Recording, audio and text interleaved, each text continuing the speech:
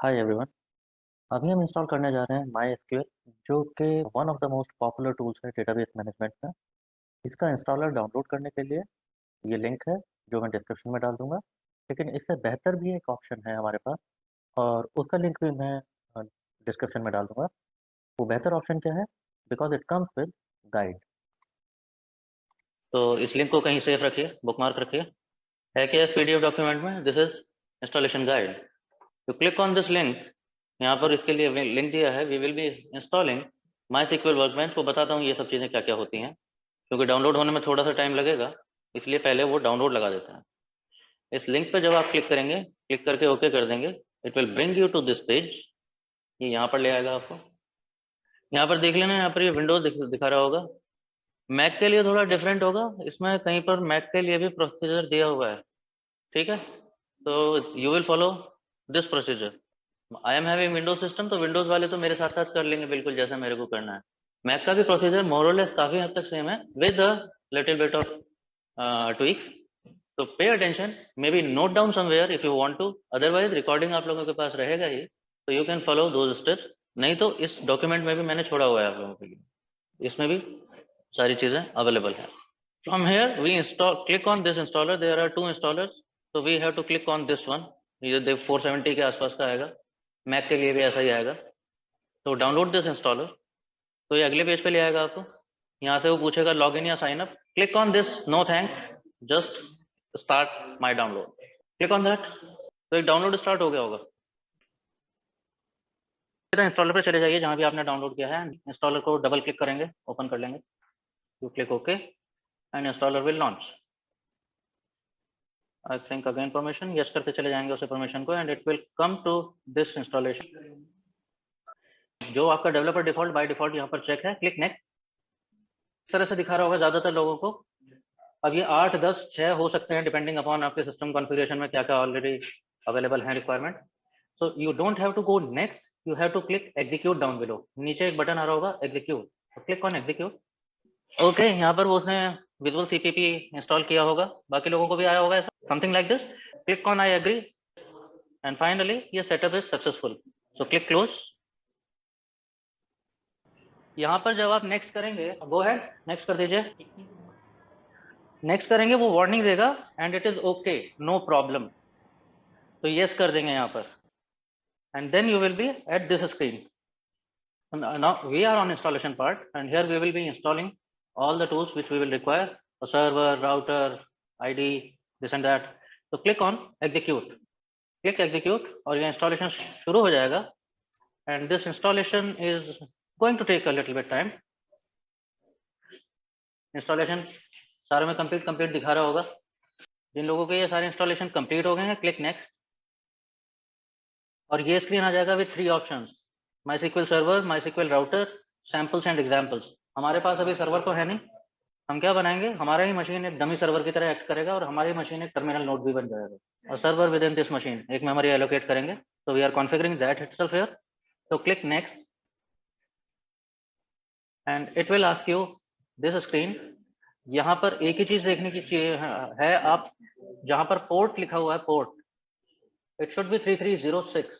अगर पोर्ट 3306 नहीं है, वैसे तो यही आएगा। अगर ये नहीं आ रहा है, कुछ और आ रहा है, तो एडिट कर लीजिए उसको, you can edit it and put port number as 3306. Next is X protocol, it is coming as 33060, तो यही होना चाहिए। अदरवाइज अगर ये नहीं है, कुछ और है, तो एडिट कर लीजिए and put it like 33060. Okay, once this port and protocol is corrected, click next. So this will create a server terminal on your machine itself. यहाँ पर वो आपको एक पासवर्ड सेट करने के लिए बोलेगा, choose a very simple password जो याद रहे आप लोगों को। तो click next. Root user is like the admin user, multiple users भी बना सकते हैं आप इस सर्वर को यूज करने के लिए, बट फिलहाल जरूरत नहीं है। तो एक सिंपल सा पासवर्ड जो आपको याद रहे आसानी से। Repeat the password. Okay, password match, it says strength is okay. तो click next.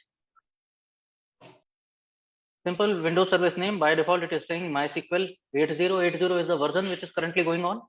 8.0 point something version SQL का चल रहा है इस समय। So that's okay, nothing to do here much. Click next, and here we are going to apply this configuration. So down below button आ रहा होगा execute करके, you click on execute and this configuration applies. execute पर click कर दीजिए.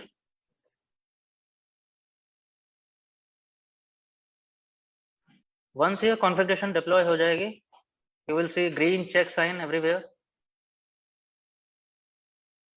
Okay, once this configuration applies, click finish. Here it shows that आपका SQL server is configured. आपके machine पे एक सर्वर कॉन्फ़िगर हो गया है, so it can act upon. Sounds good. Next is router. क्या करता होगा राउटर? वही जो नाम है इसका. It routes queries from terminal to server and data from server to terminal. But हमारे केस में हमारा ही मशीन टर्मिनल है, हमारी मशीन सर्वर है, तो हमें इसकी जरूरत नहीं होती है, तो हम अननेसेसरी करेंगे नहीं इसको. Click next. जो पहला ऑप्शन देखना बिल्कुल टॉप पे, बूटस्ट्रैप माईएसक्यूएल राउटर, तो ये सब करने के लिए हम इसे चेक कर लेते हैं, लेकिन अभी हमें फिलहाल जरूरत नहीं है. Let's click finish. Click finish. हमने फिनिश क्लिक किया तो वो वही कह रहा है जो हमने किया है, configuration not needed. Now last option is sample and examples. ये कर लेने चाहिए. What are these are some sample data sets and databases जो माईएसक्यूएल के अंदर ही आते हैं, सो दैट हम we can play around and practice a little bit. तो ये हमें लगेंगे बिकॉज इनके ऊपर हम कुछ प्रैक्टिसेस करेंगे. तो click next. What we are trying to do, we are trying to migrate a data set on our server. So पहले हमें अपना कनेक्शन चेक करना होगा. तो एंटर योर पासवर्ड है, user name is root and password जो अभी आपने सेट किया है, तो सर्वर का एक्सेस मिलेगा हमें इससे. Click on check and you see, I hope everybody sees connection success. So our terminal is connected with our that dummy server. और अब हम उस पर ये अपने सैंपल्स डेटा सेट माइग्रेट करने वाले हैं. तो click on next. Applying configuration, execute.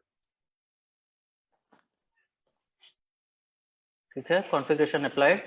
तो जो लोग भी साथ साथ कर रहे थे उनका हो गया होगा, कॉन्फ़िगरेशन अप्लाइड करके दिखा दिया होगा. ओके, तो we are almost done. Click on finish. सारी चीजें लगभग हो चुकी हैं. Click on next and again finish. Installation complete. जब ये फिनिश कर देंगे तो there will be two popups on your screen. One is this MySQL Workbench and one is this black screen. Now what are these two?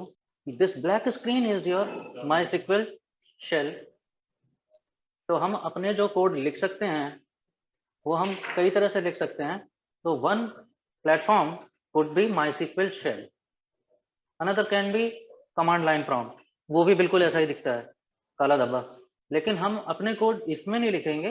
देखो हमारे code execute तो इनमें ही होंगे, काम असली टूल यही करेगा, लेकिन these tools are not very user friendly. इनके लिए मुझे अगर कुछ भी करना होगा तो मेरे को कोड ही लिखना पड़ेगा and I can not see the result actually happening कि मेरे कोड से हो क्या रहा है सब चीजें.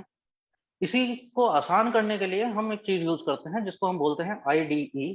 अगर नाम सुना हो किसी ने, IDE, integrated development environment. That is IDE.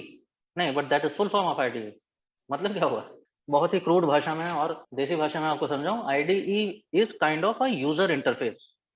कैसा यूजर इंटरफेस? जैसे आप पैसे निकालने के लिए तो आप ATM पे जाते हो, अपना कार्ड पंच करते हो, क्लिक क्लिक क्लिक, और वो पैसे दे देता है आपको, और वहां आपके अकाउंट में अपने आप अपडेट हो जाता है कि इसने यहाँ से इतने पैसे निकाल लिए हैं, आपको SMS भी आ गया, सब चीजें हो गई. तो we are not interested in कि वो ATM कैसे आपके बैंक से कन्वे करेगा हमने जो क्लिक क्लिक किया था. लेकिन हमारा जीवन आसान हो गया थोड़ा सा, राइट? बैंक जाने की जरूरत नहीं है, फॉर्म नहीं भरना पड़ रहा. तो इसको ब्लैक स्क्रीन को बंद कर दीजिए. हम जिस ID को यूज करेंगे दैट IDE, उसका नाम है MySQL Workbench. जरा देखते हैं मेरा काम कैसे आसान कर देता है. तो नीचे वो आपको दिखा रहा है MySQL कनेक्शंस, और उसमें एक ही ऑप्शन है आपका root, this local instance something करके, रूट यूजर के लिए, क्योंकि हमने और कोई यूजर बनाया भी नहीं था.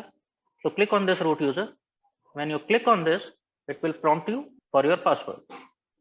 वही पासवर्ड जो आपने अभी सेट किया था वो पासवर्ड एंटर कीजिए एंड क्लिक ओके. तो यहाँ पर कुछ ऐसा दिख रहा होगा आप लोगों को.